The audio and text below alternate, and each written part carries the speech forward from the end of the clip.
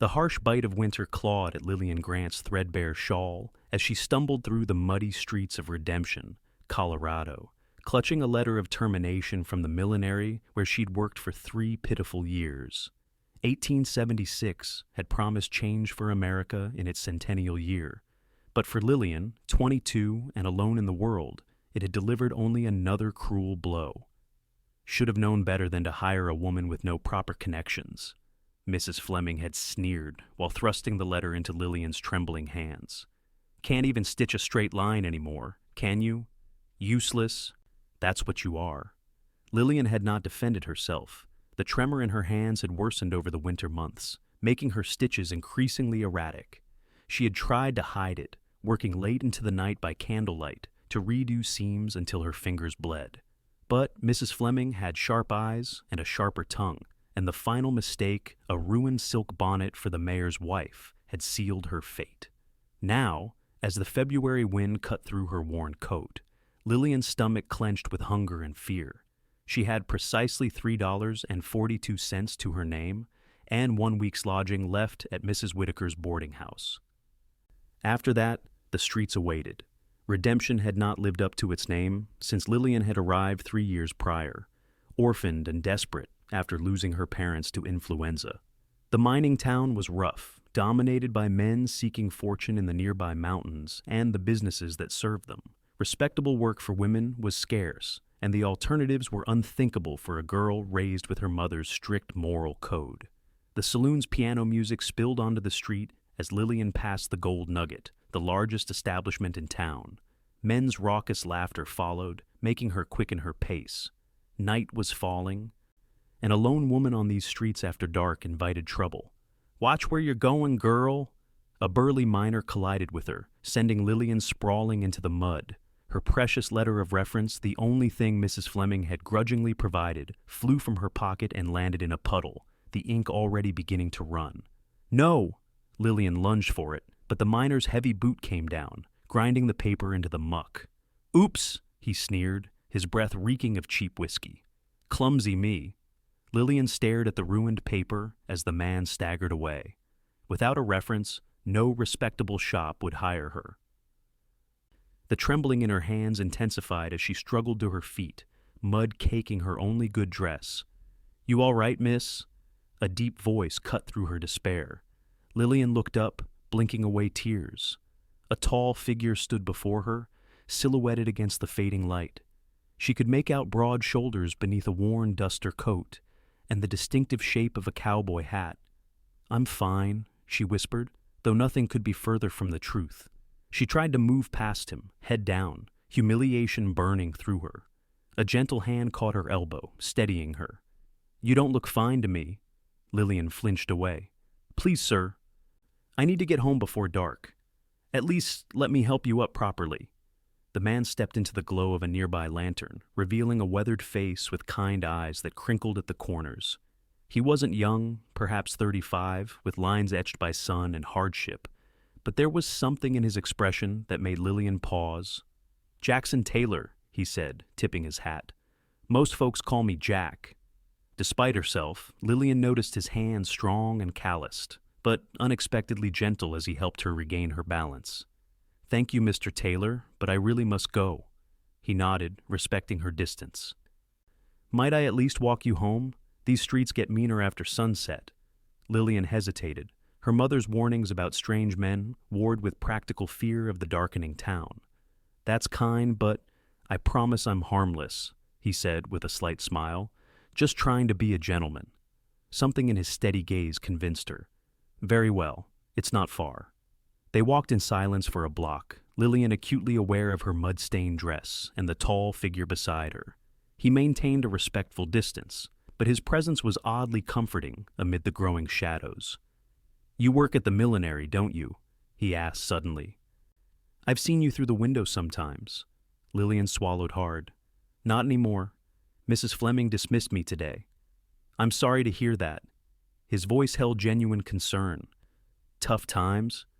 "You could say that," Lillian replied, surprised by the bitter laugh that escaped her. "Apparently, I'm useless." They reached the boarding house steps before he could respond. Lillian turned to thank him, but the words died on her lips when she saw his expression a mixture of anger and something else she couldn't quite place. "Who called you that?" he asked quietly. "It doesn't matter," Lillian said, suddenly exhausted. "But thank you for your escort, Mr. Taylor." As she turned to climb the steps, his voice stopped her again. "Miss?" Lillian looked back. Jackson Taylor stood with his hat in his hands, a strange determination in his eyes. "I've got a ranch about 10 miles outside of town. Nothing fancy, but it's growing. Been looking for someone to help with the household since my sister moved to Denver with her husband." He paused. "It's honest work if you're interested." Lillian stared at him. "You don't even know my name." A small smile touched his lips. "I'd like to, though." "Lillian Grant," she said after a moment. "Miss Grant," he nodded. "I'll be at Hartman's General Store tomorrow at noon, if you want to discuss it. No obligation." Before she could respond, he replaced his hat and turned away, his tall figure soon swallowed by the gathering darkness. Lillian stood frozen on the steps, her mind racing. Was this providence or peril? A strange man offering employment to a desperate woman could mean salvation or something far more sinister. Yet, something about Jackson Taylor's steady gaze and respectful manner didn't match her mother's warnings about predatory men.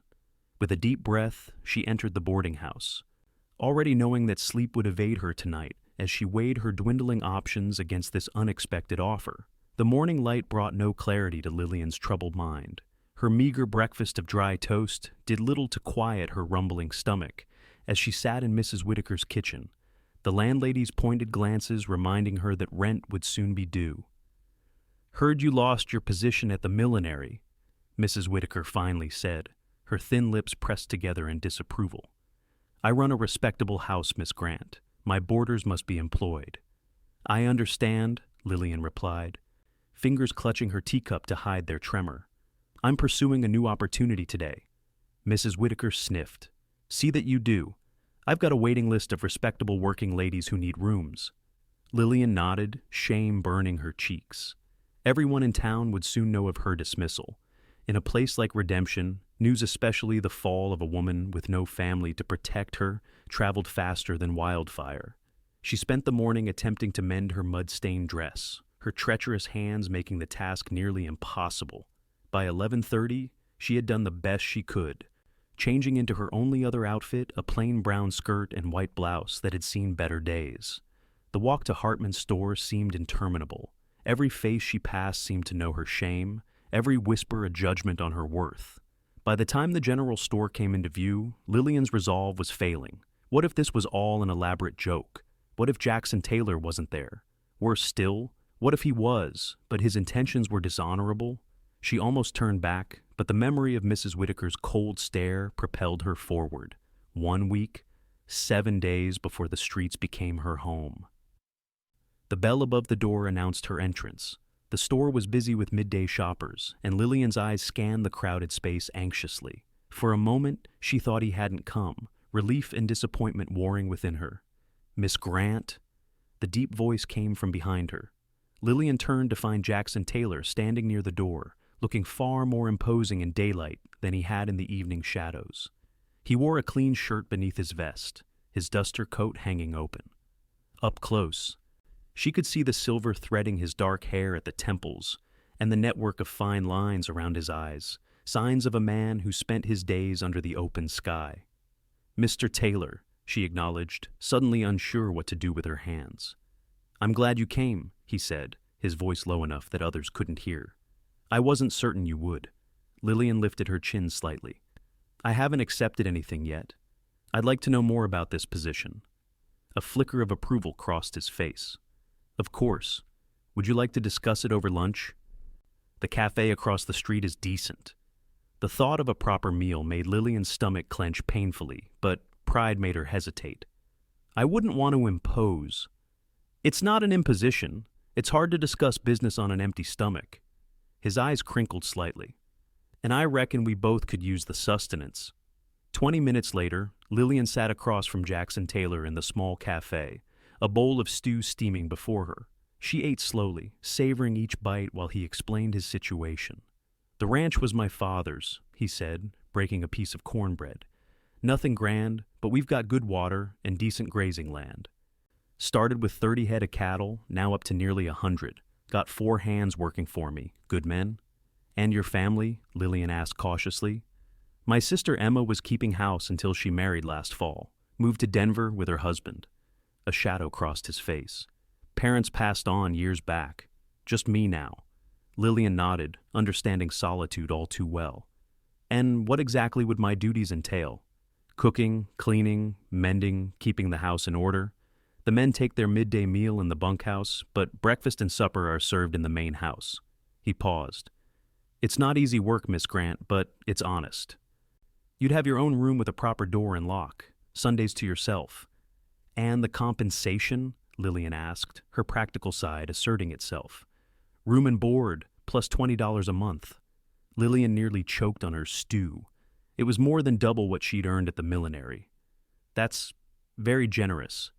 Jackson shrugged. Hard to find good help, willing to live that far from town. Most young women want to be where the courting prospects are better. A blush crept up Lillian's neck. I assure you, Mr. Taylor, I have no interest in— I didn't mean to imply anything, he interrupted gently. Just explaining the wage. They finished their meal in awkward silence. As the plates were cleared, Lillian studied the man across from her. Despite his rough exterior, there was a quietness about Jackson Taylor that spoke of depth rather than danger. His hands, large and work-hardened, handled his coffee cup with surprising delicacy. Why me? She finally asked. You don't know anything about me. I could be a terrible housekeeper. The corner of his mouth lifted slightly. Are you? No, Lillian admitted. My mother taught me well. But still there must be more qualified women in town. Jackson set down his cup, meeting her gaze directly. I saw how Mrs. Fleming treated you, heard things too. Figure anyone who worked that hard despite such treatment has the kind of character I respect. Heat rushed to Lillian's face.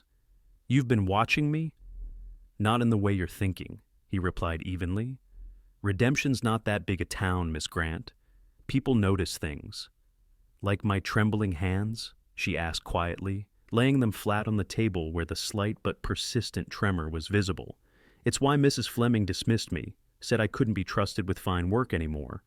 Jackson studied her hands without comment. Can you still manage household tasks? Yes, Lillian said firmly. It comes and goes, worse when I'm tired or cold. The doctor says it's not dangerous, just inconvenient. He nodded. Then it doesn't concern me. The simplicity of his acceptance left Lillian momentarily speechless. After months of Mrs. Fleming's cutting remarks about her affliction, Jackson Taylor's matter-of-fact response was startling. When would you need me to start? She asked, already calculating the remaining days in her boarding house. I'm heading back tomorrow morning. Got supplies to pick up first. He hesitated. That's quick notice, I know. If you need more time— No, Lillian interrupted, decision crystallizing in her mind. What choice did she truly have? Tomorrow is fine. Relief flickered across his face. I'll come by the boarding house at 8 then. Bring whatever you can carry. We can arrange for the rest later if needed. As they rose to leave, Lillian felt a curious mixture of trepidation and hope. She was placing her future in the hands of a virtual stranger, yet something told her Jackson Taylor was a man of his word. Mr. Taylor, she said as they stepped outside, I should warn you, there may be talk. A single woman going to live on a ranch with a bachelor. Let them talk, he cut in, his voice hardening slightly. I know what's proper, Miss Grant. You'll be treated with respect on my property. You have my word on that. Lillian believed him, though she couldn't have explained why. Perhaps it was desperation, or perhaps it was something in those steady eyes that promised safety rather than threat. Until tomorrow, then, she said, extending her hand formally. His calloused palm engulfed her smaller one, the brief contact sending an unexpected warmth up her arm. Tomorrow, he agreed, tipping his hat before turning away. Lillian watched him go, his tall figure moving easily through the crowded street. For the first time in months, the tight knot of anxiety in her chest loosened slightly. Tomorrow would bring a new beginning, for better or worse. The journey to Jackson Taylor's ranch tested Lillian's endurance more than she had anticipated. The wagon jolted over rough terrain, each bump sending pain through her stiff body as she perched on the wooden seat beside her new employer. They had left Redemption shortly after 8, her single trunk and carpet bag containing all her worldly possessions, secured in the back among sacks of flour, coffee, and other provisions. The February morning was bitterly cold, the sky a vast, colorless expanse that seemed to press down on the rolling landscape. Lillian clutched her shawl tighter, trying to suppress her shivers. Jackson had offered her an extra blanket at the outset, which now lay across her lap, but nothing could fully shield against the cutting wind. "Not much further," Jackson said, breaking a silence that had stretched for miles. "Just beyond that rise?" Lillian nodded, too cold for conversation. They had spoken little during the journey, Jackson seemingly content with quiet, and Lillian too overwhelmed by her circumstances to make idle chat. Occasionally, he would point out landmarks or mention something about the property, but mostly they traveled in a silence that was surprisingly comfortable. As they crested the hill, Lillian caught her first glimpse of what would be her new home. Nestled in a small valley with a creek running alongside it, sat a sturdy 2-story house built of weathered wood and stone. A large barn stood nearby, along with several smaller outbuildings. In the distance, cattle dotted the winter-brown pastures. It wasn't grand by any measure, but something about the scene, perhaps, the thin column of smoke rising from the chimney or the neat split-rail fences, spoke of care and permanence that touched something in Lillian's heart. "It's lovely," she said honestly. Jackson glanced at her, surprise and pleasure briefly crossing his weathered features. "Been working on it for 10 years now. Started with just the cabin portion, that's the stone part. Added on as I could afford it." He guided the horses down the slope toward the house. As they approached, Lillian noticed a man emerge from the barn, raising his hand in greeting. "That's Hank Miller, my foreman," Jackson explained. "Known him since we were boys. The other hands are probably out with the herd Pete Simmons, brothers Caleb and Thomas Wilson." Lillian nodded, suddenly nervous about meeting these men, who would now be part of her daily life. Would they resent a woman in their midst, or worse, would they view her as something else entirely? As if reading her thoughts, Jackson added quietly, "They're good men, Miss Grant. Respectful. They know the rules of my house." The wagon pulled up to the front of the house, and Jackson set the brake before jumping down. He came around to Lillian's side, offering his hand to help her descend. "Welcome to the Triple T," he said, as her feet touched the ground. Hank approached, removing his hat as he neared Lillian. He was a stocky man, with a weathered face and graying beard, but his eyes were kind beneath bushy brows. "Miss Grant, this is Hank Miller. Hank, Miss Lillian Grant will be taking over the household duties." "Madam," Hank nodded respectfully, "pleasure to meet you. We've been living like savages since Miss Emma left." Lillian managed a small smile. "I hope I can remedy that, Mr. Miller. Just Hank, madam. We don't stand on ceremony much out here." He turned to Jackson. "Everything quiet while you were gone." That new heifer finally dropped her calf's strong little bull. While the men discussed ranch business, Lillian took the opportunity to study her surroundings more closely. The house was larger than it had appeared from a distance, with a covered porch wrapping around 2 sides. Window glass glinted in the winter sun, a luxury in these parts that spoke of Jackson's relative prosperity. "Let's get you settled," Jackson said, returning his attention to her. "Hank will help with your trunk." The interior of the house was surprisingly warm after the biting cold outside. They entered directly into a large room that served as both kitchen and dining area, dominated by a substantial wood-burning stove and a long table that could seat at least 8. Through a doorway, Lillian glimpsed a comfortable sitting room with bookshelves, another unexpected luxury. "My sister kept things organized her own way," Jackson explained, looking somewhat apologetic as he surveyed the room. Unwashed dishes were stacked beside a dry sink, and a fine layer of dust covered most surfaces. "Been managing as best we could since she left." "I can see that," Lillian replied, already mentally cataloging what needed to be done. Jackson led her up a narrow staircase to the 2nd floor. "My room's at the end of the hall," he said, pointing to a closed door. "This one will be yours." He opened a door to reveal a modest but pleasant room with a single bed, dresser, and small writing desk beneath a window that overlooked the creek. The walls were whitewashed, and a colorful quilt covered the bed. "Emma made the quilt," Jackson said, setting down her carpet bag. Said every bedroom needs some color. It's beautiful, Lillian murmured, running her fingers over the intricate stitching. And the room is lovely. Thank you. Hank appeared with her trunk, placing it at the foot of the bed before excusing himself to return to his duties. Left alone with Jackson, Lillian suddenly felt the full weight of her decision. She was miles from town, alone with men she barely knew, completely dependent on their good character. "I'll let you get settled," Jackson said, seeming to sense her unease. "Kitchen stocked as best I could manage. Feel free to explore and get your bearings. No need to worry about supper tonight, you've had a long journey. We can manage one more night of my cooking." Lillian shook her head. "I'd prefer to begin my duties immediately, Mr. Taylor." "Cooking supper is no hardship." He studied her for a moment, then nodded. "As you wish. We usually eat around 6. Nothing fancy, the men are hungry, not particular." "I understand." Jackson hesitated at the door. "Miss Grant, I want you to know that you're safe here. Your door has a lock, as I promised. Use it if it gives you peace of mind. No one will think poorly of it." The simple statement, delivered without dramatics, eased something in Lillian's chest. "Thank you." After he left, Lillian sat on the edge of the bed, overwhelmed by the day's events. 24 hours ago, she had been facing destitution.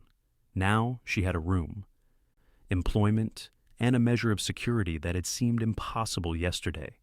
She allowed herself 5 minutes to absorb the change in her circumstances before rising purposefully. There was work to be done, and Lillian Grant had never been one to shirk her responsibilities. By the time 6 o'clock approached, Lillian had transformed the kitchen. Surfaces gleamed, dishes were washed and properly stored, and the rich aroma of beef stew filled the house. She had discovered a well-stocked pantry testament to Jackson's shopping in town, and had managed to bake a batch of biscuits in the temperamental oven. The tremor in her hands had made peeling potatoes a challenge, but she had persevered, determined to prove her worth from the first meal.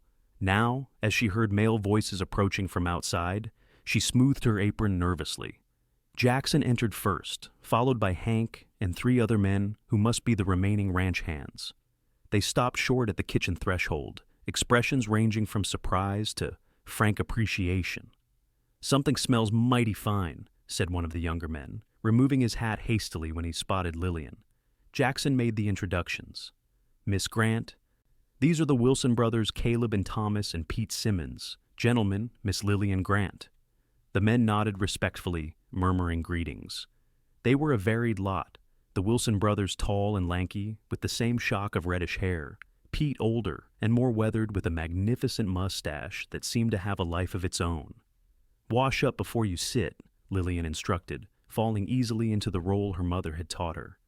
"There's hot water in the basin." The men complied without complaint, taking turns at the washing basin while Jackson helped her transfer the stew to the table. The domestic routine felt strange after years of living in a boarding house, yet there was comfort in the familiar tasks. Once everyone was seated, an awkward silence fell. Jackson cleared his throat. "We usually say a brief grace, if that's acceptable to you, Miss Grant."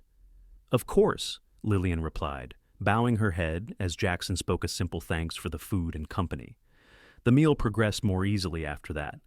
The men were clearly starved for both good food and feminine company, but they maintained respectful behavior, passing dishes carefully and moderating their usual rough language. Conversation flowed around ranch matters, the new calf, a section of fence needing repair, plans for the spring breeding season. Lillian mostly listened, gaining insight into the rhythm of ranch life. Occasionally, one of the men would directly address her, asking polite questions about her cooking or whether she was settling in comfortably. "This stew would make angels weep, Miss Grant," Pete declared, helping himself to a 3rd serving. "We've been living on Jackson's cooking for months, and I'll tell you true, the man can't boil water without burning it." Jackson didn't seem offended by the good-natured ribbing. "Miss Grant doesn't need to hear about my shortcomings her first day, Pete. Just want her to know how appreciated she already is," Pete replied with a wink toward Lillian. The easy camaraderie among the men was unexpected but welcome. They clearly respected Jackson, referring to him as boss despite the informal atmosphere, and their behavior toward Lillian remained courteous throughout the meal. After supper, the hands thanked her earnestly before taking their leave, heading toward what Lillian assumed was the bunkhouse. Hank lingered briefly to discuss the next day's work with Jackson, then tipped his hat to Lillian before departing. Left alone with Jackson, Lillian began clearing the table. He rose to help, gathering plates with an ease that suggested this wasn't his first time assisting with kitchen duties. "That was the best meal we've had in months," he said, setting the dishes beside the wash basin. "The men are beside themselves with happiness." Lillian felt a flush of pleasure at the simple praise. It was nothing elaborate. Didn't need to be. Jackson filled the basin with hot water from the reservoir on the stove. "Here, I'll wash while you dry. You've done enough for your first day." Lillian wanted to protest that washing dishes was her job, but the firm set of his jaw suggested argument would be futile. They worked in companionable silence, Jackson washing each dish thoroughly before handing it to her for drying. "You have questions?" he said after a while, not looking up from his task. Lillian hesitated. "A few, about the household routine mostly." "Ask anything you need to know." She started with practical matters when the men broke their fast, how laundry was managed, where supplies were ordered from. Jackson answered each question patiently, occasionally elaborating beyond what she'd asked. "Emma kept a household account book in the desk drawer in your room," he added. "Might help you get your bearings. She was organized about such things." "You must miss her," Lillian observed, placing the last dried plate in the cupboard. A shadow crossed Jackson's face. "Every day, but she deserved her happiness. David's a good man, treats her well." Lillian nodded, understanding the bittersweet feeling of wanting joy for those you love, even when it took them away from you. Jackson dried his hands on a towel, then reached into his pocket. "Almost forgot. Your first week's wages in advance, for anything you might need." He held out $5. Lillian stared at the money, conflicted. "That's not necessary, Mr. Taylor. You've already been more than generous." "It's your due," he insisted, "and out here, you'll need to know you have means of your own. Independence matters." The simple understanding in his words touched her deeply. Lillian accepted the money with a murmured thanks, tucking it into her apron pocket. "I think I'll retire now," she said, suddenly aware of how exhausted she was. The day's journey and work had drained her completely. Jackson nodded. "Rest well, Miss Grant. Morning comes early on a ranch." Upstairs in her room, Lillian changed into her nightgown and sat at the small desk. Finding Emma's household book exactly where Jackson had indicated, the neat columns of figures and annotations provided a comforting roadmap to her new responsibilities. As promised, her door had a sturdy lock. Lillian hesitated, then left it unlatched. Something told her she had nothing to fear in this house. She blew out the lamp and climbed into bed, the unfamiliar quietness of the countryside enveloping her. No footsteps on boarding house stairs, no murmur of voices through thin walls, just the occasional lowing of cattle in the distance and the soft whisper of wind around the eaves. As sleep claimed her, Lillian realized that for the first time in years, the constant knot of anxiety in her chest had loosened. Whether this peace would last remained to be seen, but for tonight at least, she felt something close to safe. The weeks that followed fell into a rhythm that suited Lillian's orderly nature. She rose before dawn to kindle the kitchen fire and prepare breakfast for Jackson and the hands. The men would eat heartily, discussing the day's work before heading out to their various tasks. Jackson usually returned midday to check on things and take a quick meal, while the hands ate at the bunkhouse from provisions Lillian prepared each morning. Evenings were for substantial suppers, after which the men would sometimes linger, particularly as February gave way to March and the bitter cold began to ease. On occasion, Pete would produce a harmonica, filling the kitchen with simple melodies while Thomas Wilson revealed a surprisingly fine singing voice. Jackson spoke little during these impromptu gatherings, but Lillian often caught him watching the proceedings with quiet satisfaction, as if pleased by the home atmosphere developing around his table. For her part, Lillian thrived in her new role. The physical work was demanding, but the regular meals and absence of Mrs. Fleming's constant criticism seemed to improve her health. The tremor in her hands remained, but was less pronounced when she wasn't anxious or overtired. She and Jackson settled into a comfortable routine, their initial awkwardness giving way to easy conversation about practical matters. He never questioned her competence, even when a particularly bad day made her drop and break one of his mother's china plates. "It's just a plate," he'd said, helping her gather the pieces. Things break. Hazard of being used. His simple acceptance meant more than he could know. One crisp March morning, Lillian was hanging laundry on the line behind the house when she heard hoofbeats approaching. Looking up, she saw a woman riding side saddle on a fine chestnut mare, dressed in a stylish riding habit that instantly marked her as someone of means. The woman reined in her horse and regarded Lillian with open curiosity. "You must be the housekeeper Jack hired. I'm Victoria Matthews." Something in her tone, a proprietary note when she said Jackson's name, made Lillian instantly wary. "Lillian Grant. Mr. Taylor is out with the herd this morning." "Oh, I know," Victoria smiled, dismounting gracefully. "I saw him in the north pasture and told him I'd stop by the house." She removed her gloves, looking around critically. "So, you're managing the household now? How convenient for Jack." The insinuation was clear. Lillian felt heat rise in her cheeks but kept her voice even. "Mr. Taylor has been a perfect gentleman. The arrangement is strictly professional." Victoria laughed lightly. "Of course it is, dear. For now." She moved toward the house. "I'll just wait for him inside." Papa sent some contracts for Jack to review. Lillian followed, discomfited by the woman's casual presumption. In the kitchen, Victoria removed her riding hat, revealing elaborately styled blonde hair. She was beautiful in a polished way, perhaps 30 years old, with the confident bearing of someone accustomed to deference.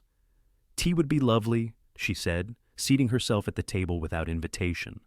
Lillian bit back a retort and set the kettle to boil.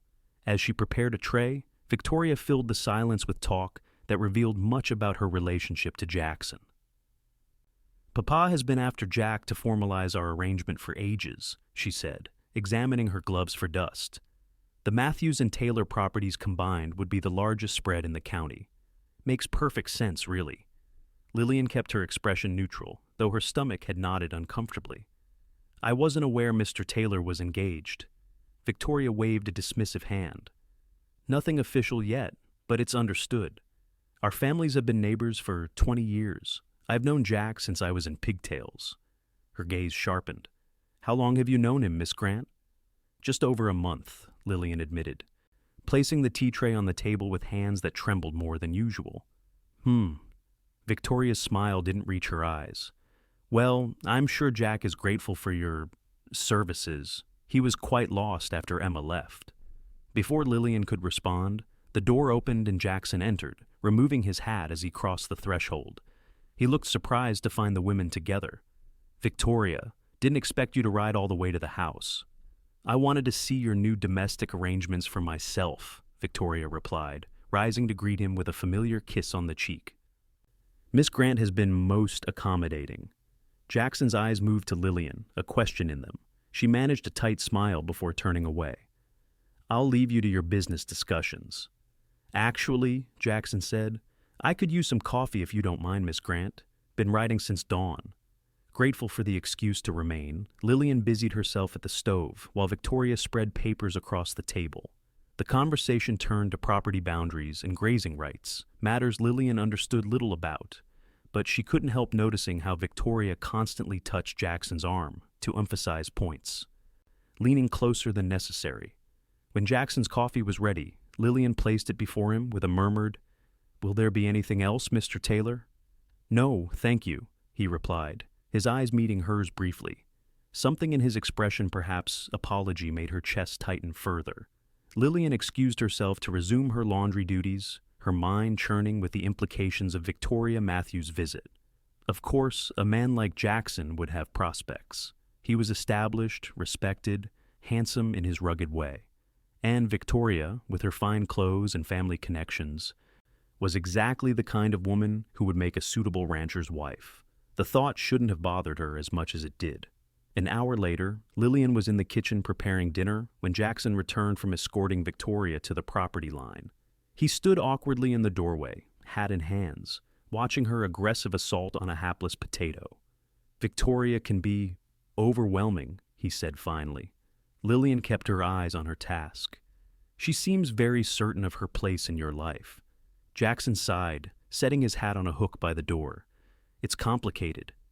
"Not my business either way." Mr. Taylor.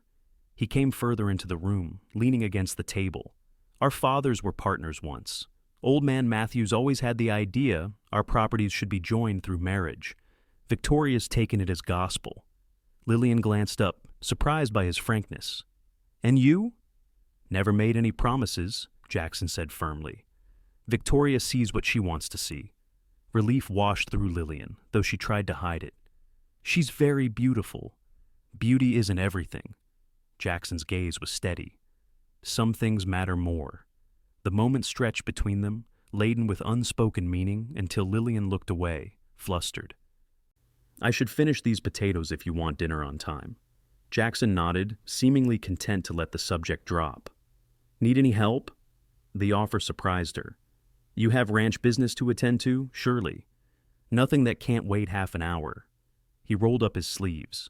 My mother always said idle hands are the devil's workshop. Before she could protest, Jackson had taken up a knife and begun peeling potatoes alongside her. His hands, large and calloused, handled the small knife with surprising dexterity. Victoria seemed to think you two have an understanding, Lillian said after a moment, unable to let the matter rest. Jackson's mouth quirked. Victoria thinks a lot of things, doesn't make them true. Still, it would be a good match, from a practical standpoint.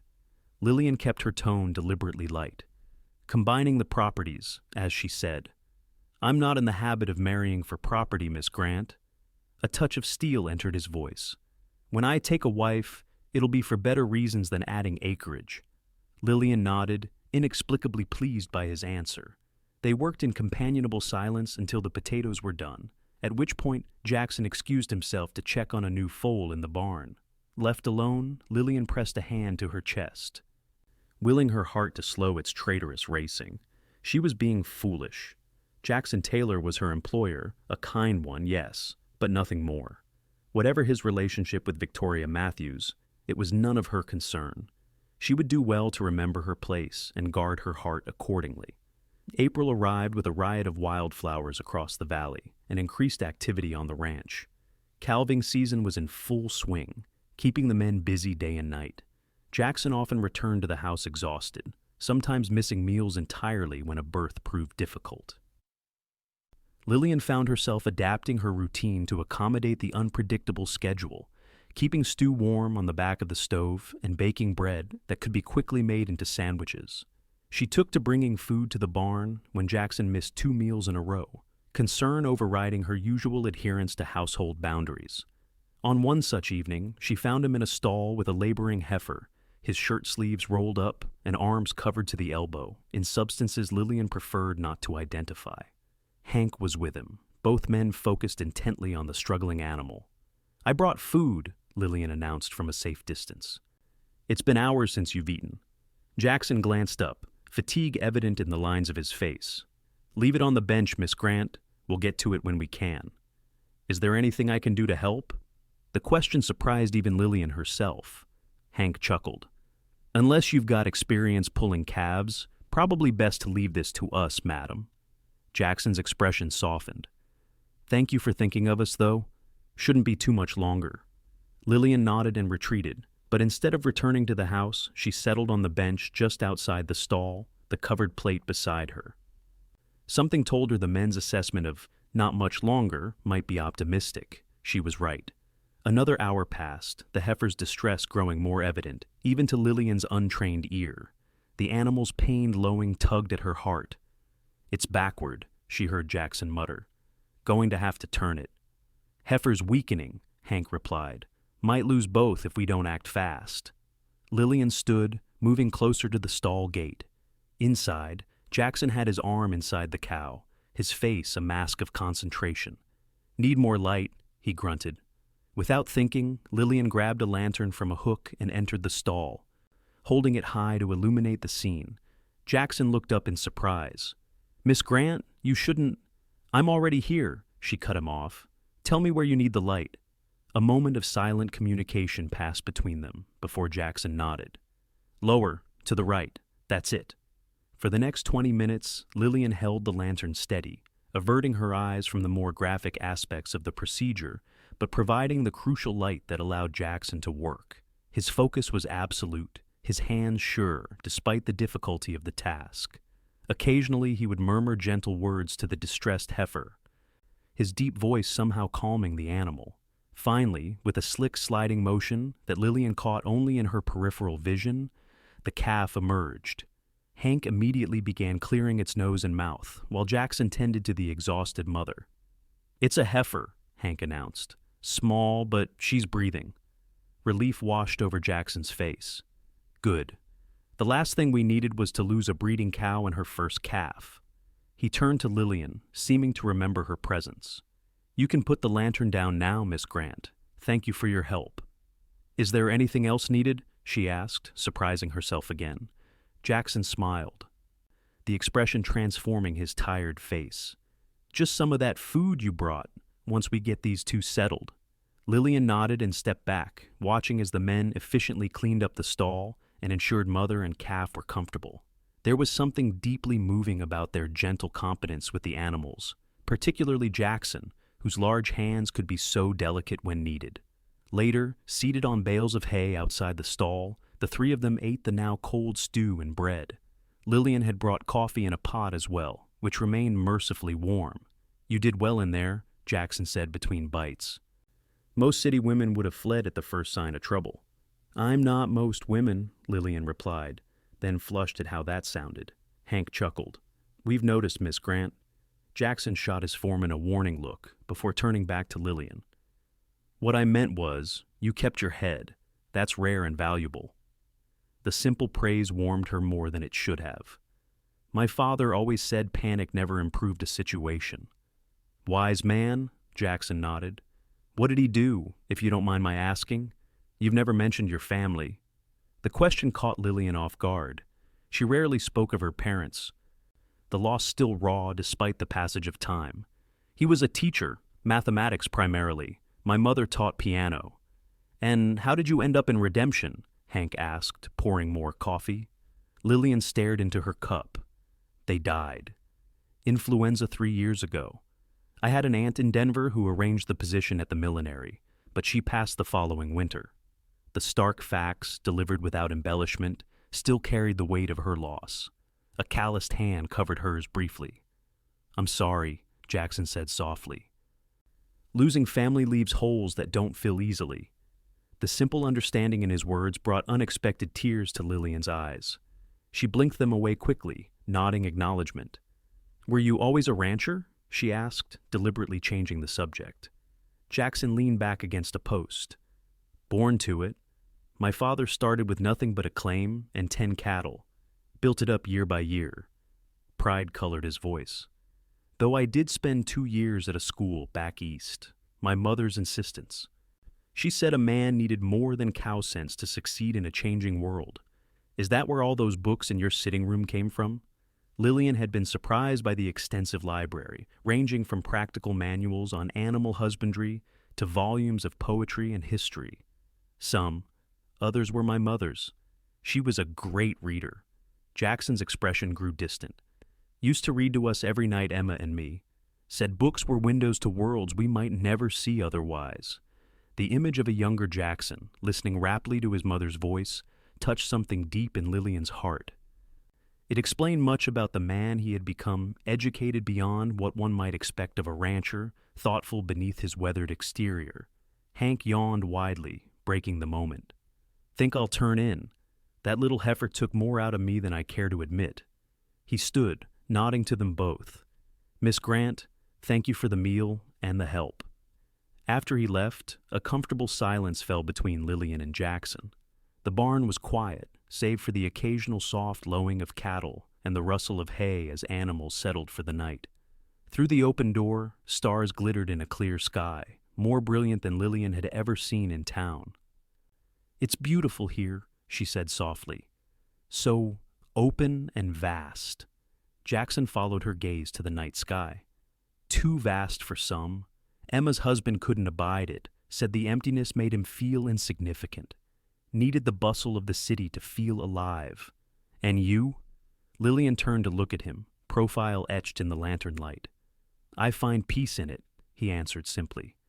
"Reminder that our troubles are small in the grand scheme." Lillian nodded, understanding. In town, problems loomed large, magnified by close quarters and constant human drama. Here, under the endless sky, perspective shifted. Jackson set his empty plate aside. "We should head back to the house. Dawn comes early, and you've already stayed up far later than your duties require." "I didn't mind," Lillian said honestly. "It felt good to be useful." "You're always useful, Miss Grant." His voice deepened slightly. "More than you know." The words hung between them, weighted with meaning. Lillian wasn't sure she should examine too closely. She bushed, gathering the dishes to hide her confusion. They walked back to the house in silence, the path lit by Jackson's lantern. At the kitchen door, he paused. "Thank you again for your help tonight." Not many would have stepped into that stall. "I'm learning that ranch life requires adaptability," Lillian replied with a small smile. Jackson studied her face in the lantern light. "It suits you, you know, this life. You've taken to it like you were born to it." The compliment, delivered in his straightforward way, made Lillian's heart flutter treacherously. "Good night, Mr. Taylor." "Jackson," he corrected gently. "After tonight, I think we can dispense with formalities when it's just us." Lillian hesitated, then nodded. "Good night, Jackson." His name felt strange and intimate on her tongue, a small transgression of the boundaries she'd carefully maintained. "Good night, Lillian," he replied, the first time he'd used her given name. It sounded different in his deep voice, special somehow, as if he'd given it new meaning. He waited until she was safely inside before turning away, his boots crunching on the gravel path, as he went to check on the new calf one last time before retiring. Alone in her room later, Lillian found sleep elusive. The events of the evening played in her mind not just the dramatic birth, but the quiet conversation after, the way Jackson had looked at her in the lantern light, the sound of her name in his voice. She was treading dangerous ground, developing feelings for a man so far above her station. Jackson Taylor was a property owner, respected in the community. She was a former shop girl with trembling hands and no prospects beyond domestic service. Yet in those quiet moments in the barn, the distinctions had seemed to fall away, leaving just two people sharing stories and silence beneath a canopy of stars. Lillian turned her face into the pillow, forcing such foolish thoughts away. Jackson had been kind, nothing more. She would be wise to remember her place and guard her heart against impossible dreams. Spring blossomed fully across the valley as April gave way to May. Wildflowers carpeted the meadows in brilliant yellows and purples, and the cattle grew sleek on fresh grass. The relentless pace of calving season eased, allowing the ranch hands more regular hours. For Lillian, the warming weather brought new duties of vegetable garden to plant, spring cleaning to undertake, heavier winter bedding to wash and store. She threw herself into these tasks with energy born of both duty and the desire to keep her mind occupied with practical matters, rather than dwelling on her growing feelings for Jackson. Since the night in the barn, a subtle shift had occurred in their relationship. In private, they used each other's given names, and conversation flowed more easily between them. Jackson would occasionally linger after supper, helping her clear the table, or simply sitting with a cup of coffee while she worked, discussing books they had both read, or sharing stories of the ranch's early days. These quiet evenings were both pleasure and torment for Lillian. She treasured each glimpse into Jackson's thoughts and history, yet each shared moment only deepened her attachment to a man she had no right to love. One warm afternoon, Lillian was hanging freshly laundered curtains in the sitting room when hoofbeats in the yard announced a visitor. Through the window, she saw Victoria Matthews dismounting from her chestnut mare, today dressed in a riding outfit of deep blue that emphasized her fair coloring. Smoothing her apron, Lillian went to answer the inevitable knock. Victoria's smile tightened when she saw who opened the door. "Miss Grant, still keeping house for Jack, I see." "Miss Matthews?" Lillian nodded politely. "Mr. Taylor is out checking the north pasture fence with Hank. I expect him back shortly if you'd like to wait." Victoria swept past her into the house. "I'll wait in the sitting room. Tea would be appreciated." Biting back a retort about presumption, Lillian went to prepare the requested refreshment. When she returned with the tea tray, she found Victoria examining the room with a critical eye. "You've made some changes," the blonde observed, gesturing to the freshly hung curtains and the vase of wildflowers on the side table. "Just spring cleaning," Lillian replied, pouring the tea. "Would you like sugar or cream?" Victoria accepted the cup. Both. She stirred the tea slowly, studying Lillian over the rim. You know, my dear, you really should consider your future. Lillian stiffened. I beg your pardon? Positions like yours are temporary by nature. Victoria's tone was almost sympathetic, though her eyes remained calculating. Eventually, Jack will marry. His wife will want her own housekeeper, someone of her choosing. The blunt assessment struck Lillian like a physical blow, though she kept her expression neutral. Mr. Taylor's future arrangements are none of my concern. I'm grateful for the position for as long as it lasts. Victoria laughed lightly. So proper. Tell me, Miss Grant, has Jack mentioned my last visit, the contracts for our adjoining properties? Mr. Taylor doesn't discuss his business affairs with me, Lillian replied truthfully. No? Pity. Victoria set her cup down. The agreements are nearly finalized. Papa is quite pleased. Before Lillian could respond, the front door opened and Jackson's deep voice called out, Lillian, whose horse is that in the yard? In here, Lillian answered, rising quickly. Miss Matthews is visiting. Jackson appeared in the doorway, hat in hand, surprise evident on his face. Victoria, wasn't expecting you today. Spontaneity keeps life interesting. Jack. Victoria smiled brilliantly. I thought we might discuss the finalized agreements. Papa has set a date for the signing. Jackson's expression closed slightly. I haven't agreed to anything final yet, Victoria. Your father knows that. An awkward silence fell. Lillian moved toward the door. I'll leave you to your discussion. Actually, Jackson said, his eyes meeting hers briefly, I need to wash up first. Been mending fence all morning. He turned back to Victoria. Excuse me a moment. In the kitchen, Lillian busied herself preparing a light lunch, trying to ignore the murmur of voices from the sitting room. Victoria's words echoed in her mind. Positions like yours are temporary by nature. The truth of it was undeniable. Eventually Jackson would marry, if not Victoria, then someone of similar standing. Lillian's place in his household would end, and she would need to find another position. The thought brought a sharp pain to her chest. A few minutes later, Jackson entered the kitchen, his face troubled.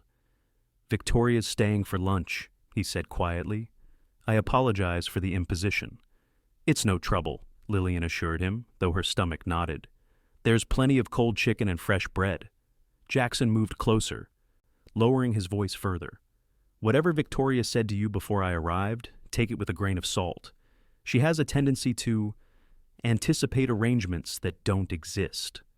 The words offered Lillian little comfort. Even if Jackson hadn't formally agreed to anything with the Matthews family, a match between them made perfect sense. Victoria was beautiful, well-connected, and clearly determined to have him. Your personal affairs are not my concern, Mr. Taylor, Lillian said stiffly, reverting to formality. Jackson frowned at the change in address. Lillian, lunch will be ready in 5 minutes, she interrupted, turning away to slice bread with hands that trembled more pronouncedly than usual. The meal that followed was an exercise in polite tension. Victoria dominated the conversation, discussing plans for a summer social at her father's ranch that would coincide with the contract signing. She spoke as if Jackson's participation were a foregone conclusion, ignoring his occasional attempts to moderate her assumptions.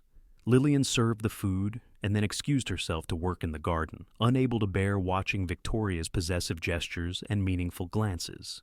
In the vegetable patch behind the house, she attacked weeds with unusual vigor, as if she could uproot her inappropriate feelings along with the unwanted plants. An hour later, the sound of hoofbeats announced Victoria's departure.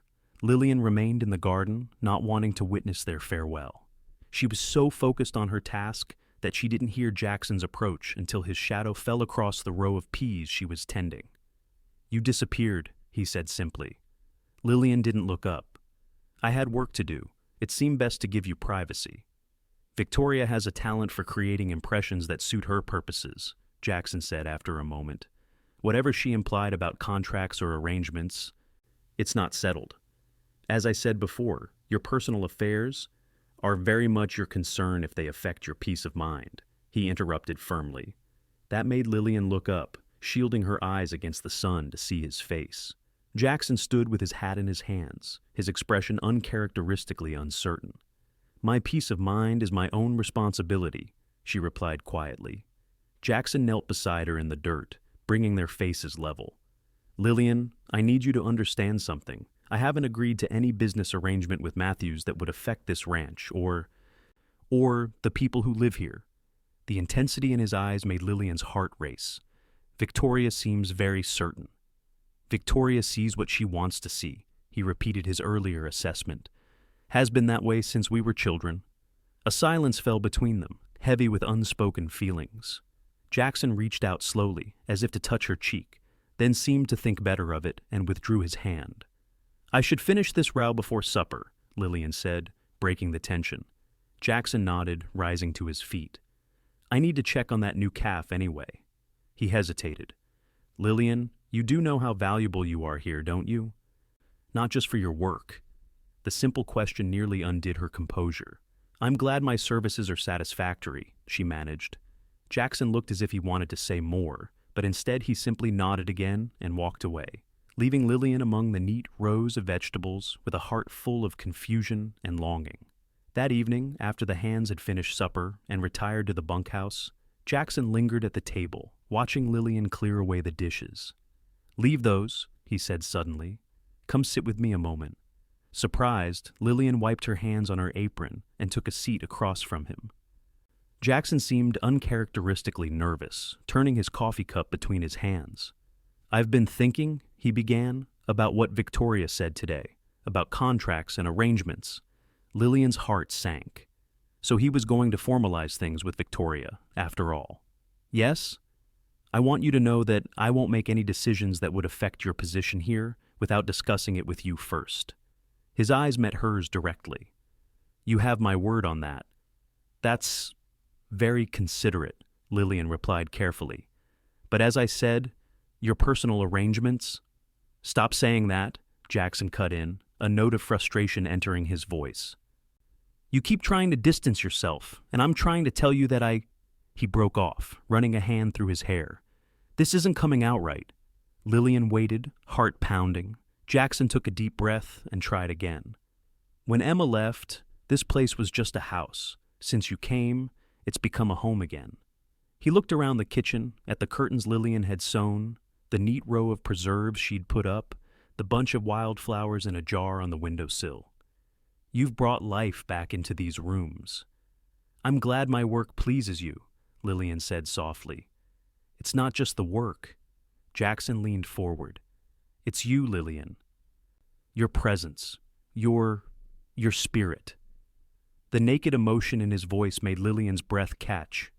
Jackson. I know I'm not saying this well, he continued, determined now. I'm not a man of fancy words, but I need you to understand that whatever Victoria or anyone else might think, I make my own choices. And I choose... A frantic pounding at the door interrupted him. Thomas Wilson's voice called urgently. Boss, come quick. One of the new calves got through the fence and the mother's gone half mad trying to get to it. Jackson closed his eyes briefly, frustration evident in every line of his body. Be right there, he called back, then looked at Lillian with regret. We'll finish this conversation later. Of course, she nodded, both disappointed and relieved at the interruption. Whatever Jackson had been about to say would have changed things between them irrevocably, and Lillian wasn't sure she was ready for that change, for better or worse. Jackson rose, hesitating at the door. Wait up for me? He asked, an unusual vulnerability in his question. Lillian nodded again, unable to deny him, even as prudence warned against it. After he left, she finished cleaning the kitchen mechanically, her mind racing with possibilities. What had Jackson been about to say? That he valued her as a housekeeper, as a friend? Or was it possible he felt something deeper, something that matched the feelings she'd been trying so hard to suppress? The clock in the sitting room chimed 10, then 11. Lillian moved to the porch, wrapping a shawl around her shoulders against the night chill. The distant sounds of men shouting and cattle lowing told her the situation with the calf was still unresolved. Finally, close to midnight, Jackson returned, his clothes muddied and his expression weary. He stopped short when he saw Lillian on the porch. You waited, he said, something like wonder in his voice. I said I would. Lillian rose from the rocking chair. Is the calf safe? Jackson nodded, climbing the steps slowly. Got it back to its mother. Took some doing, she'd worked herself into a real state. You must be exhausted. Too tired for deep conversation, that's certain. A rueful smile crossed his face. Seems the universe doesn't want me finishing what I started to say earlier. Lillian offered a small smile in return. Perhaps it's for the best. Words said in haste often lead to regret. Jackson studied her face in the moonlight. Not these words, he said softly. But you're right, better said when I'm not dead on my feet and covered in mud. They stood together in comfortable silence for a moment, the night sounds of the ranch surrounding them, crickets chirping, an owl hooting in the distance, the occasional low of cattle. Good night, Jackson, Lillian finally said, turning toward the door. Lillian, he called softly as she reached for the handle. When she looked back, he was watching her with an expression that made her heart skip. Thank you for waiting up. It matters. The simple statement, delivered in his straightforward way, warmed her more than any flowery declaration could have. You're welcome, she replied before slipping inside. Sleep came fitfully that night, her dreams filled with unfinished conversations and meaningful glances. Whatever Jackson had intended to say, Lillian knew their relationship stood at a crossroads. The sensible path would be to maintain the boundaries between employer and employee, to guard her heart against impossible hopes. Yet, as dawn broke over the eastern hills, painting her small room in soft golden light, Lillian admitted to herself what she had been trying to deny for weeks. She was in love with Jackson Taylor. Whether anything could come of those feelings remained to be seen. But she could no longer pretend they didn't exist. The revelation brought both clarity and apprehension as she rose to begin another day on the Triple T Ranch. The following week brought a flurry of activity that prevented any private conversation between Lillian and Jackson. A late spring storm swept through the valley, damaging fences and forcing all hands to work around the clock to protect the vulnerable new calves.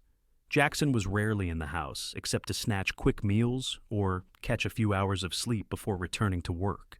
Lillian did what she could to support the men, keeping food ready at all hours, drying soaked clothing by the fire, and preparing hot baths for those who stumbled, and half-frozen from night watches. The hectic pace left little time for dwelling on personal matters, which was perhaps a blessing. By the time the storm passed, leaving behind greening pastures and a rushing creek swollen with snowmelt, Lillian had almost convinced herself she had imagined the intensity of Jackson's words that night in the kitchen. A man exhausted from physical labor might say things he didn't fully mean, might mistake gratitude for deeper feelings. On the first clear morning after the storm, Lillian was hanging freshly washed sheets on the line when Hank approached from the barn, his expression unusually serious. Miss Grant, got a moment? Of course, Mr. Miller, Lillian replied, noting his return to formality. Is something wrong? Hank twisted his hat in his hands. Not wrong exactly. Just thought you should know Victoria Matthews and her father are coming for dinner tonight. Jackson just rode out to meet them at the boundary line. The news struck Lillian like a physical blow, though she kept her expression neutral. I see. Thank you for letting me know. I'll need to prepare something suitable. Hank nodded, but didn't leave. He seemed to be weighing his words carefully. Miss Grant, Lillian, I've known Jackson Taylor since we were boys stealing apples from Old Man Peterson's orchard. Never known him to be anything but straight as an arrow. I'm sure that's true, Lillian replied, puzzled by the direction of the conversation. What I'm saying is, don't jump to conclusions about this visit. Matthews has been pushing these property agreements for years. Jackson's been putting him off just as long. Understanding dawned. Hank was trying in his gruff way to reassure her. Mr. Miller, I appreciate your concern. But Mr. Taylor's business arrangements are his own affair. Hank gave her a long look. You know, for a smart woman, you can be mighty obtuse sometimes. With that cryptic comment, he settled his hat back on his head and strode away toward the pasture. Lillian stared after him, bemused by the entire exchange. Then, with a sigh, she finished hanging the laundry and went inside to plan an elaborate dinner. Whatever the purpose of the Matthews visit, she would ensure they could find no fault with the hospitality of the Triple T. By late afternoon, Lillian had transformed the dining room. The good china rarely used except at Christmas gleamed on the table, along with the silver flatware Jackson's mother had brought west as a bride. Fresh flowers from the meadow provided a centerpiece, and the aroma of roasting beef filled the house. Lillian had just changed into her best dress, a modest navy blue with white collar and cuffs, when she heard horses in the yard. Taking a deep breath, she descended the stairs to greet the visitors. Jackson entered first, followed by Victoria and an older man who could only be her father, tall and imposing, with the same fair coloring as his daughter. Victoria's eyes widened slightly at the sight of Lillian in her good dress, rather than her usual work clothes. "Miss Grant," Jackson said formally, though his eyes conveyed something more complex. "This is Frederick Matthews. Mr. Matthews, my housekeeper, Miss Lillian Grant." "Sir," Lillian curtsied slightly. "Welcome to the Triple T." Matthews nodded brusquely. "Fine-looking place, Taylor. You've made improvements since I was here last." "Trying to build on what my father started," Jackson replied, a note of pride in his voice. "Victoria, you remember Miss Grant?" "Of course," Victoria smiled thinly. "Still keeping everything in order, I see." "I do my best," Lillian replied evenly. "Dinner will be ready shortly. May I offer refreshments while you wait?" While Lillian served sherry in the sitting room, she could feel Jackson's eyes following her movements. When their hands brushed as she passed him a glass, a jolt of awareness ran through her. She stepped back quickly, focusing on her duties rather than the confusion in his gaze. Dinner proceeded with excruciating politeness. Frederick Matthews dominated the conversation, discussing cattle prices, property values, and the development of the railroad that would soon reach within 20 miles of their ranches. Victoria interjected occasional comments, clearly attempting to showcase her knowledge of ranching matters, while Jackson responded with his usual straightforward manner. Lillian served each course efficiently, then withdrew to the kitchen, returning only to clear plates and bring the next dish. It was the proper behavior for a housekeeper during a formal dinner, yet she couldn't help feeling as if she were being deliberately placed in her proper station after weeks of more equal footing in Jackson's household.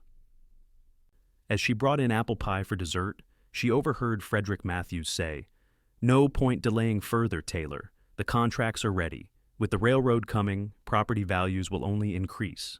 Now's the time to formalize our arrangement." "I understand the business advantages," Jackson replied carefully, "but I've always been clear that the final decision about my property rests with me alone." Victoria's laugh tinkled like glass. "Jack is so independent, Papa. It's one of his most admirable qualities." The possessive note in her voice made Lillian's hands tremble slightly as she served the pie. A small piece slid awkwardly onto Matthew's plate, marring the presentation. "Careful, girl," he snapped, revealing a less polished nature beneath his prosperous exterior. "I apologize, sir," Lillian murmured, mortified.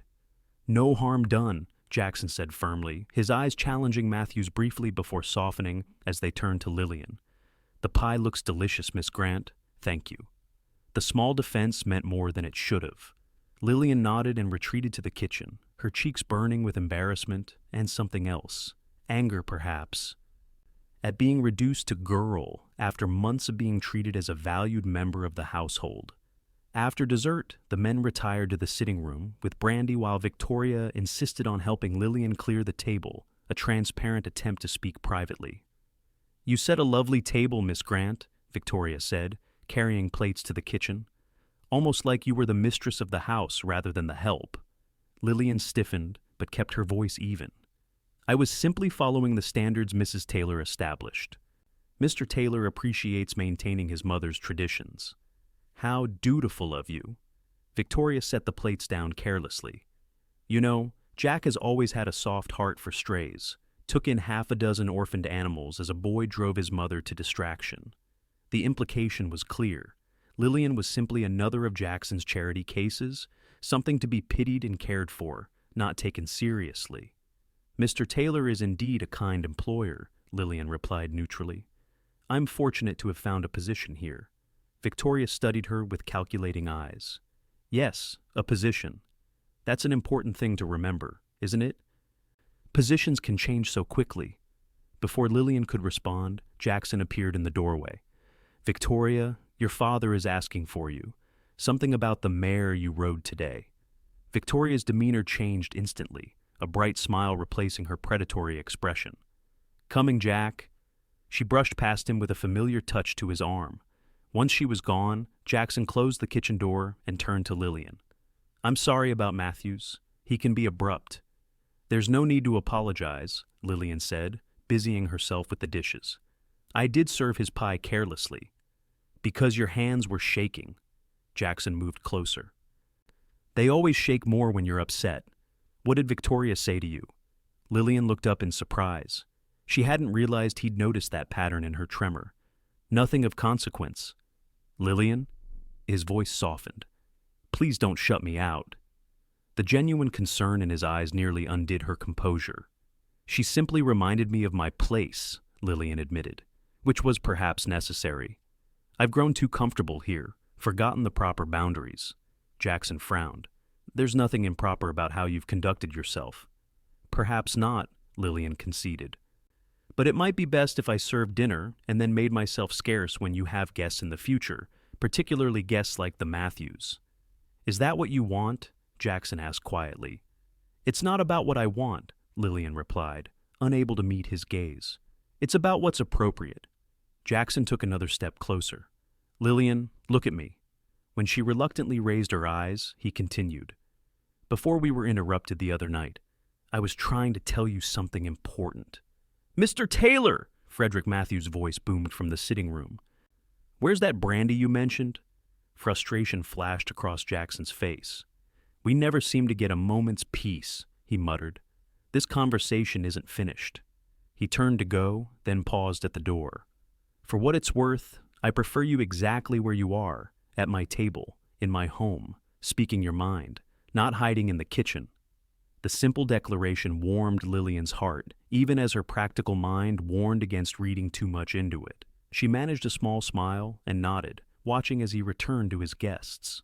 Later, after the Matthews had departed with promises to return soon with the contracts, Lillian finished cleaning the kitchen and prepared to retire for the night. She was halfway up the stairs when Jackson's voice stopped her. "A moment, please."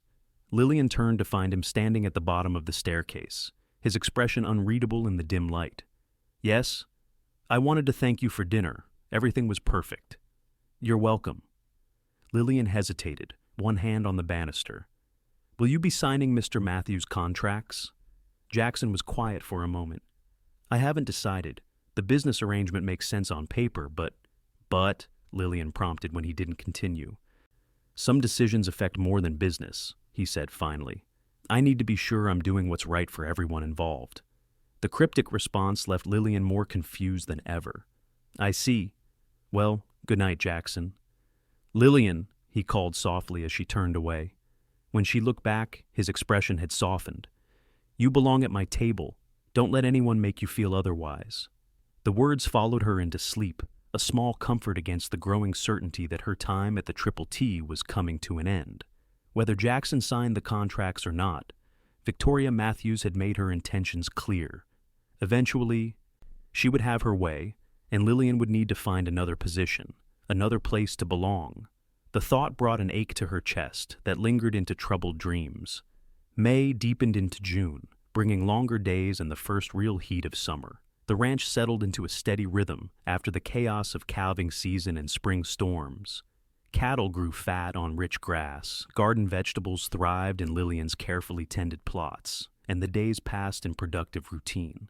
Jackson had said nothing more about the Matthews contracts, though Lillian occasionally caught him looking troubled when he thought no one was watching. Victoria had visited twice more, each time bringing papers for Jackson to review, each time leaving with them unsigned. On a particularly warm afternoon, Lillian was in the kitchen preparing to bake bread when Jackson entered unexpectedly, his shirt sleeves rolled up and hat in hand. "Taking the wagon into town," he announced. "Need supplies. Thought you might want to come along." The invitation surprised her. "Today? I was planning to bake." "Bread can wait," Jackson said with an unusual insistence. "You haven't been off the property in months. Might do you good to see something besides these four walls." Lillian hesitated, then nodded. "Let me change my apron and get my hat." 20 minutes later, they were headed toward Redemption, the wagon rolling easily over the now dry roads. Jackson seemed unusually tense, his normal easy silence replaced by a watchful alertness that puzzled Lillian. Is everything all right? She finally asked. You seem preoccupied. Jackson glanced at her, then back to the road. Just thinking. Matthews is pushing hard for an answer on those contracts. I see. Lillian smoothed her skirt, unsure what response was appropriate. And have you reached a decision? Almost. He fell silent again, then abruptly changed the subject. Hank says the north pasture's ready for hay cutting. Should get a good yield this year with all the spring rain. Confused by his evasiveness, Lillian let the matter drop. They continued toward town, occasionally exchanging comments about the landscape or ranch business, but an undercurrent of tension remained. As they crested the final hill before Redemption came into view, Jackson suddenly pulled the wagon to a halt beneath a large cottonwood tree. Need to rest the horses a bit, he said, though the animals showed no signs of fatigue. Might as well stretch our legs. Bewildered, Lillian accepted his help down from the wagon. They stood awkwardly for a moment before Jackson gestured to a fallen log nearby. Shall we sit? I need to talk to you about something, and I'd rather do it away from prying ears in town. Alarm flickered through Lillian. Was this where he would tell her he was marrying Victoria, that her services would soon no longer be required? She sat stiffly on the log, hands clasped tightly in her lap to hide their trembling. Jackson remained standing, pacing a few steps before turning to face her. I've been trying to find the right moment, the right words for weeks now, but we keep getting interrupted, or I lose my nerve, or... He trailed off, running a hand through his hair in a gesture of frustration Lillian had come to recognize. Her heart pounded painfully against her ribs as she waited for him to continue. The thing is, Lillian, he finally said, his voice steadier, I've made my decision about the Matthews contracts. I'm not signing. Relief washed through her, followed immediately by confusion. But I thought the business arrangement made sense for the ranch? It does, from a purely financial standpoint. Jackson finally sat beside her on the log, though he left a respectful distance between them. But some things matter more than money or land. Like what? Lillian asked softly. Jackson turned to face her directly. Like happiness. Like having the freedom to choose my own path. My own... partner. The emphasis on the last word made Lillian's breath catch. I don't understand. Matthew's contracts come with strings attached, unwritten ones, but very real. An understanding that I would marry Victoria as part of the deal. Jackson's expression hardened slightly. I won't be pushed into marriage for business reasons. My parents had a love match, and I won't settle for less. Lillian nodded slowly, still not entirely certain where this conversation was heading. That seems wise. Jackson took a deep breath, as if gathering courage. There's something else you should know. The real reason I brought you to town today. Yes? Lillian's heart was racing now. Mrs. Whitaker sent word that someone's been asking about you in Redemption. A lawyer from Denver looking for a Miss Lillian Grant, formerly of Boston. Of all the things Lillian had expected him to say, this wasn't even a possibility. A lawyer? Looking for me? There must be some mistake. Jackson shook his head. No mistake. He had your description. Knew you'd worked at the millinery. Mrs. Whitaker told him you were employed at my ranch. But who would... Lillian broke off as a memory surfaced. My mother had a cousin in New York. I never met him, but she corresponded with him occasionally. Perhaps... The lawyer's waiting at the hotel in town, Jackson said quietly. I thought you'd want to know before we arrived. Lillian's mind whirled with possibilities. Why would a lawyer be looking for her after all this time? Thank you for telling me. Jackson hesitated, then covered her clasped hands with one of his. Lillian, before we go into town and everything possibly changes, there's something I need to say. The intensity in his voice drew her eyes to his face. What she saw there, a mixture of determination and vulnerability, made her heart skip. These past months, having you at the Triple T, have been the happiest I've known since my parents were alive. The words came slowly, as if each one cost him effort. You've brought light and life back into a house that was just walls and a roof before you came. Jackson, he squeezed her hands gently. Please, let me finish while I have the courage. I know there's a difference in our stations. I know you came to work for me out of necessity, not choice. But somewhere along the way, something changed between us, at least for me. Lillian could scarcely breathe as he continued. I find myself looking for you in every room. I find myself thinking of ways to make you smile. I find myself... He paused, swallowing hard. I find myself falling in love with you, Lillian Grant. The simple declaration, delivered in his straightforward way, brought tears to Lillian's eyes. Jackson, You don't need to answer now, he interrupted gently, especially with this lawyer waiting in town. Your circumstances might be changing. But I wanted you to know how I feel before anything else happens. He released her hands and stood. Whatever this lawyer has to say, whatever you decide to do afterward, you'll always have a place at the Triple T if you want it. Lillian rose on unsteady legs, emotions overwhelming her. Jackson Taylor, she said, her voice trembling slightly. You are the most honorable, frustrating man I have ever known. Confusion crossed his face. Frustrating? Yes, Lillian stepped closer. Because for weeks I've been telling myself that my feelings for you were inappropriate. Impossible that someone like you could never see someone like me as anything more than a housekeeper. Hope dawned in Jackson's eyes. Your feelings? I love you, Lillian said simply. I think I have, almost since that first night when you found me in the mud and treated me with kindness no one had shown me in years.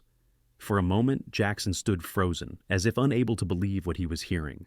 Then, with a movement both gentle and urgent, he closed the distance between them, one hand coming up to cup her cheek. Say it again, he whispered. I love you, Jackson Taylor, Lillian repeated, her voice stronger now. Though heaven knows it's probably foolish and definitely improper.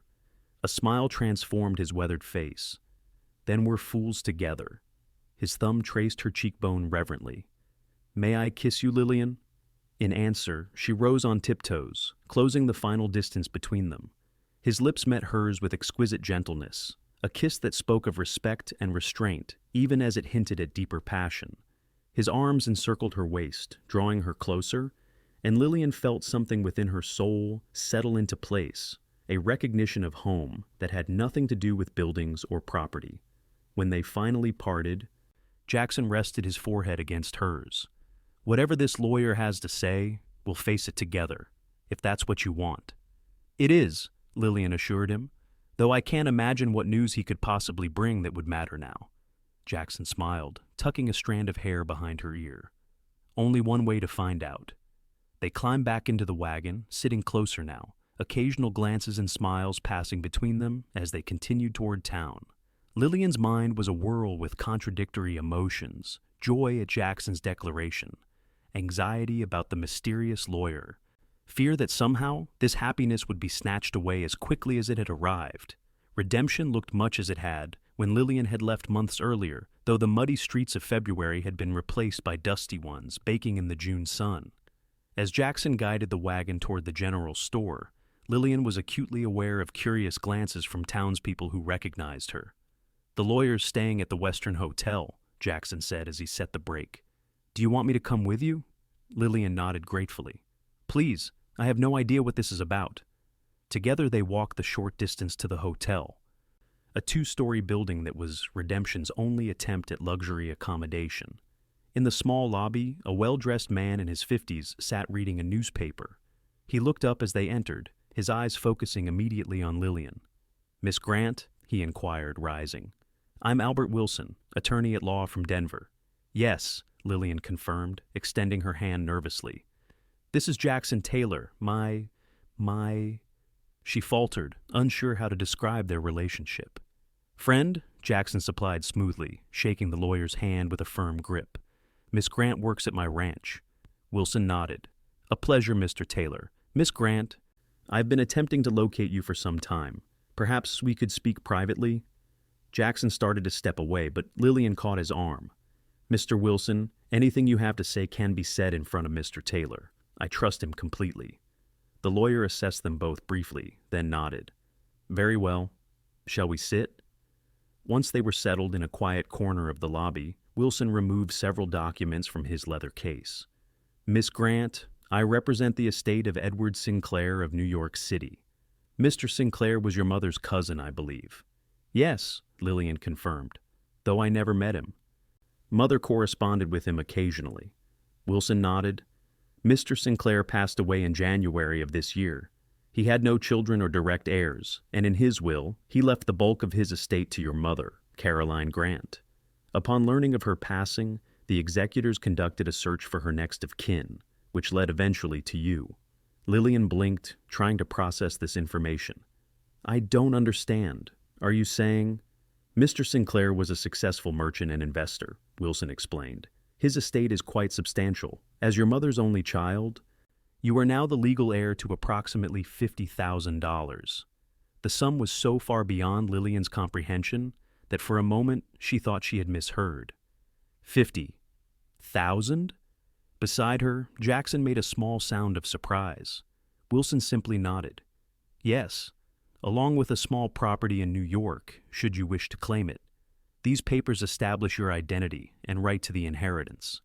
He placed the documents on the table between them.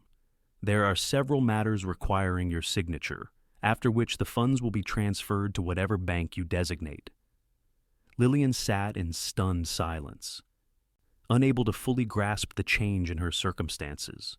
From destitute shopgirl to heiress in the space of a few minutes, it seemed impossible, like something from a novel rather than real life. Miss Grant will need time to review the documents, Jackson said, his practical nature asserting itself, and likely the advice of her own lawyer. Wilson nodded approvingly. A wise precaution, Mr. Taylor. I'll be in redemption for 3 days, staying at this hotel. Miss Grant can contact me when she's ready to proceed. He rose, gathering his case. I'll leave these papers with you to examine. Good day to you both. After the lawyer departed, Lillian sat motionless, staring at the documents before her. $50,000, she whispered. It doesn't seem real. Jackson placed a gentle hand over hers. Are you all right? I don't know, Lillian admitted. Everything's changing so fast. This morning, I was your housekeeper, and now you're a wealthy woman, Jackson finished for her, a new tension entering his voice. With options you didn't have before. Lillian looked up sharply, catching the flicker of uncertainty in his eyes. Jackson Taylor, if you're thinking what I suspect you're thinking, stop immediately. And what am I thinking? He asked carefully. That this changes things between us, that somehow money makes a difference to how I feel about you. Lillian turned her hand to grasp his firmly. It doesn't. Not one bit. Relief softened his features. It does change things, though. You don't need employment now. You could go anywhere, do anything. And if what I want is to stay right where I am, Lillian challenged, if where I want to be is the Triple T, with you, a slow smile spread across Jackson's face, then I'd say we have some planning to do. They spent the remainder of the day in town, completing Jackson's errands while discussing the implications of Lillian's newfound wealth. By mutual agreement, they decided to consult Judge Hammond, the nearest thing redemption had to a proper lawyer, before signing any documents. The money changes nothing about how I feel, Lillian insisted, as they loaded supplies into the wagon for the return journey.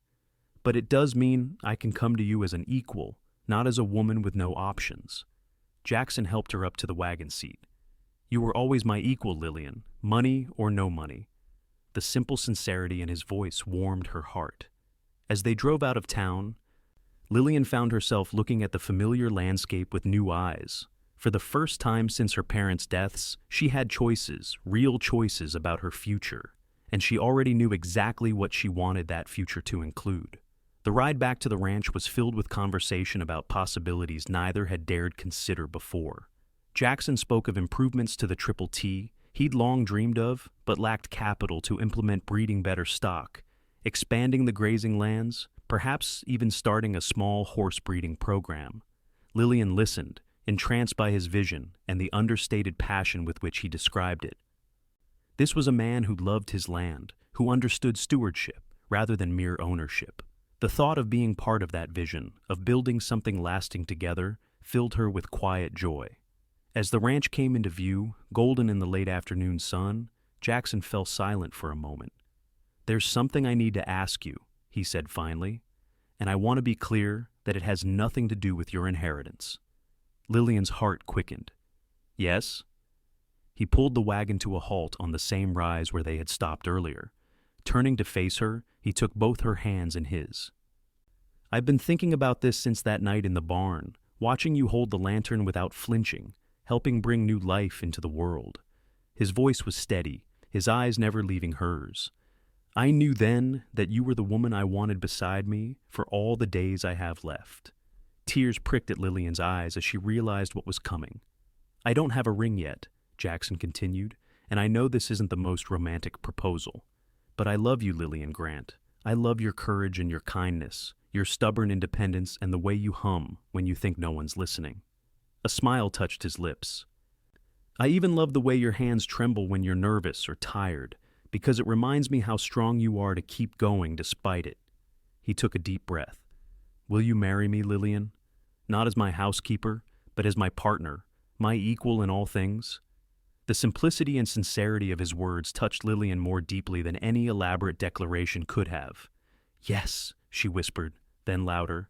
Yes, Jackson Taylor, I will marry you. Joy transformed his weathered face as he drew her close, sealing the promise with a kiss that spoke of devotion and desire in equal measure. When they finally parted, both were breathless and laughing. I suppose we should tell the hands, Jackson said, resting his forehead against hers. Though I suspect Hank's been expecting this for weeks. Was I that transparent? Lillian asked, chagrined. Jackson chuckled. Hank claims he knew the first time he saw you bring food to the barn during calving season. Says I looked at you like a man seeing rain after a drought. The simple, earthy metaphor made Lillian laugh. And what will Victoria Matthews say, I wonder? Nothing that matters, Jackson replied firmly. Her father's contracts can go unsigned. The Triple T stays in Taylor hands, soon to be Taylor and Grant hands. As they continued down the hill toward home, their home, Lillian felt a sense of rightness settle over her. The path that had led her here had been marked by loss and hardship, yet somehow had delivered her exactly where she belonged. The news of their engagement spread quickly through the small ranch community. Hank's response was a gruff, "About time," while the other hands offered awkward but sincere congratulations. Jackson rode into town the following day to send telegrams to his sister in Denver and to consult Judge Hammond about Lillian's inheritance. During his absence, Lillian moved through the house with new eyes, seeing it not as an employee but as its future mistress. The realization brought both excitement and a sobering sense of responsibility. This place had been in the Taylor family for generations. She would need to honor its traditions while making her own mark. When Jackson returned late that afternoon, he found Lillian in the sitting room, surrounded by books from the shelves, volumes on cattle breeding, ranch management, and local history. Research? He asked, amused. Lillian looked up with a sheepish smile. I realized how much I don't know about ranching. I want to be a true partner, not just a decorative wife. Jackson crossed the room and knelt beside her chair, taking her hands in his. You already know more than you think. You've been watching and learning for months. His expression grew serious. But I want you to know something important. I'm not marrying you for your ranch skills. I'm marrying you because you make me happy, Lillian. Everything else is secondary. The simple declaration brought tears to her eyes. And you make me happy, Jackson Taylor. Happier than I ever thought possible after losing my parents. He kissed her then. A gentle promise of the life they would build together. When they parted, he reached into his pocket. I have something for you. It's not new, but it has history. He opened his palm to reveal a delicate gold ring set with a small but perfect diamond. It was my mother's. My father saved for 2 years to buy it for her. Emma has her wedding band, but Mother always said this engagement ring should go to the woman I chose to marry. Lillian gasped softly as Jackson slipped the ring onto her finger. It fit perfectly, as if made for her hand. It's beautiful, she whispered. Are you sure Emma won't mind? She'll be delighted, Jackson assured her. In fact, she's already written back to say she and David will be here for the wedding. She's eager to meet the woman who's captured her brother's heart. And Judge Hammond, what did he say about the inheritance? Jackson's expression grew more serious. He looked over the papers and believes everything is in order. He recommends you sign them and establish an account at the Redemption Bank for the initial transfer. The New York property can be dealt with, later perhaps sold, if you have no wish to keep it. Lillian nodded, still struggling to fully comprehend her changed circumstances. It's so strange. A few months ago, I had nothing, And now? Now you have everything, Jackson suggested with a smile. I had everything the moment you asked me to marry you, Lillian corrected gently. The money is just an unexpected blessing that might help us build something even better together. Jackson's eyes softened at her words. I've been thinking about that. The Triple T has always been my dream, but now it can be our dream. Whatever changes or improvements you want to make, I'm open to discussing them. The generosity of spirit behind the offer touched Lillian deeply. This was true partnership not just in name, but in practice. I think your mother would approve, she said softly. I know she would, Jackson replied, his voice equally soft. She always said the right woman would bring new life to this place, and she was right. In the days that followed, Lillian signed the necessary papers with Mr. Wilson, establishing her claim to her cousin's estate. The lawyer returned to Denver, promising that the funds would be transferred within weeks.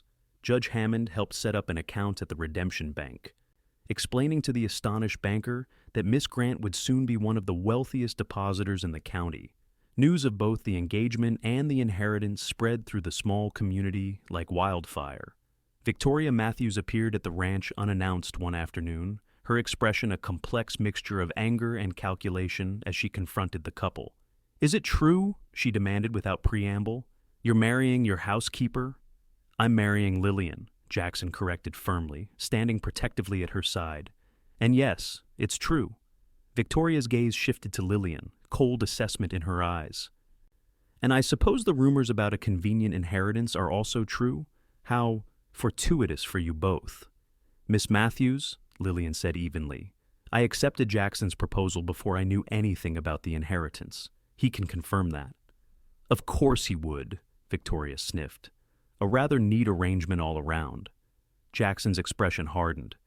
I think you should leave, Victoria. You're insulting my future wife in our home. The possessive hour wasn't lost on either woman. Victoria's lips thinned, but she gathered her dignity around her like a cloak. Papa will be most disappointed about the contracts. I'm sure he'll find another buyer if he truly wishes to sell, Jackson replied, unmoved. My decision was made before Lillian's inheritance came to light. After Victoria had departed in a cloud of dust and wounded pride, Lillian turned to Jackson with a troubled expression. People will talk. They'll say what she said, that you married me for money, or that I somehow tricked you. Jackson shrugged, drawing her into his arms. Let them talk. We know the truth. Still, Lillian persisted, I don't want a cloud over our beginning. Jackson considered this, then nodded slowly. Then we'll be transparent. We'll make it clear that the Triple T remains mine alone, at least initially. Your inheritance will be kept separate, used for new ventures we decide on together, or set aside for our children's future. The casual mention of children sent a warm flush through Lillian. Our children, she repeated softly. I like the sound of that. Jackson's arms tightened around her. So do I. As summer reached its zenith, preparations for the weddings consumed much of Lillian's time. Emma arrived from Denver with her husband David, a serious young man with kind eyes who clearly adored his vivacious wife. Emma embraced Lillian warmly, declaring that she had always hoped her brother would find someone worthy of him. The Triple T needs a strong woman's touch, Emma confided, as they prepared for the small ceremony that would take place in the ranch's front yard. Jackson is a wonderful man, but he needs someone who sees him clearly, both his strengths and his few stubborn flaws. I see him, Lillian assured her, smoothing the simple white dress she had chosen for the occasion. And I love all that I see. Emma smiled, adjusting the wreath of wildflowers in Lillian's hair. I know you do. It's written all over your face when you look at him. She paused, her expression growing more serious. Our parents had that kind of love, the real, enduring kind. I'm glad Jackson found it too. The ceremony itself was simple, but deeply meaningful. Judge Hammond officiated, his resonant voice carrying across the yard, where ranch hands, neighbors, and a few townspeople had gathered to witness the union. Jackson stood tall and proud in a new suit, his eyes never leaving Lillian's face as they exchanged vows beneath an arbor Hank and the men had constructed for the occasion. I take you, Lillian Grant, as my wife and partner. Jackson's voice was steady, his hands warm around hers. I promise to love and respect you all the days of my life, to stand beside you in joy and sorrow, in plenty and in want, in sickness and in health, as long as we both shall live." Lillian's response came from the depths of her heart, her voice clear, despite the tears of joy threatening to spill. "I take you, Jackson Taylor, as my husband and partner. I promise to love and respect you all the days of my life, to stand beside you in joy and sorrow, in plenty and in want, in sickness and in health, as long as we both shall live." When Judge Hammond pronounced them husband and wife, Jackson's kiss was both tender and possessive, a promise of the life they would build together. Cheers erupted from the assembled guests. Led by Hank's enthusiastic whoop of approval, the celebration continued well into the evening, with food and music and dancing under lantern light. As twilight deepened into night, Jackson drew Lillian away from the festivities toward the creek that ran along the edge of the property. In the silver moonlight, he stopped beneath a massive cottonwood tree, taking both her hands in his. "Mrs. Taylor," he said softly, the new name bringing a smile to Lillian's lips. "Are you happy?" "Completely," she assured him, leaning into his embrace. "Are you?" "More than I ever thought possible." Jackson's arms tightened around her. "You know, the first time I saw you in town, covered in mud and looking like you'd lost everything, something in me recognized you, not just as someone who needed help, but as someone essential." Lillian looked up at him, curious. "Essential?" Jackson nodded, his expression thoughtful in the moonlight. "I can't explain it better than that.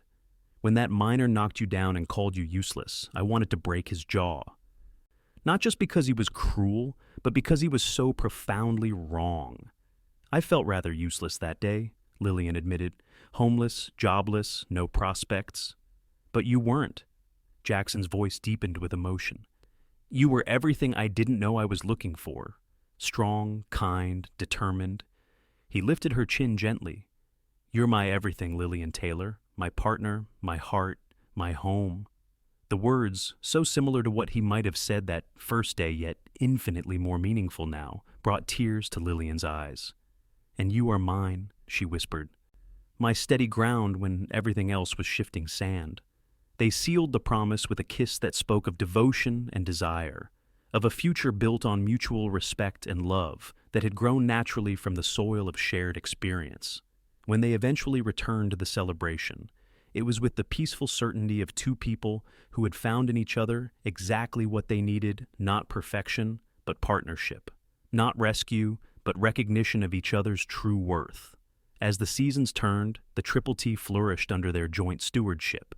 Lillian's inheritance allowed for carefully considered improvements: better breeding stock, additional grazing land, modern equipment that eased the hardest physical labor. Yet the core of the ranch remained unchanged, still the home Jackson's parents had built with love and determination. Lillian found her place not just as Jackson's wife, but as a respected voice in ranch decisions. Her practical nature complemented his visionary thinking, while her organizational skills brought new efficiency to the operation. The hands, initially uncertain about the new Mrs. Taylor's role, soon came to respect her judgment and appreciate her unwavering support during the hardest seasons. In the spring of their second year of marriage, Lillian presented Jackson with their first child, a daughter they named Caroline, after Lillian's mother. Holding his infant daughter for the first time, Jackson's weathered face transformed with a tenderness that brought tears to Lillian's eyes. "She has your spirit," he whispered, touching the baby's tiny hand with reverent fingers. "I can see it already." 2 years later, a son joined the family, James Edward Taylor, a sturdy boy with his father's determined chin and his mother's thoughtful eyes. The house, once so quiet after Emma's departure, now rang with children's laughter and the busy sounds of family life. On a golden afternoon in their 5th year of marriage, Lillian stood on the porch watching Jackson teach 3-year-old Caroline to ride her first pony, baby James, securely in his father's free arm. The sight filled her heart with a joy so complete it almost hurt. How far they had come from that muddy street in Redemption, where a desperate young woman with trembling hands had collided with a rancher whose quiet strength masked a tender heart. The journey hadn't always been easy. Ranching never was, with its cycles of drought and plenty, its constant challenges and occasional heartbreaks. But, through it all, they had faced life as true partners, each valuing the other's strengths, each supporting the other through weakness. The tremor in Lillian's hands remained, worsening when she was tired or stressed, but Jackson had never once made her feel less capable because of it.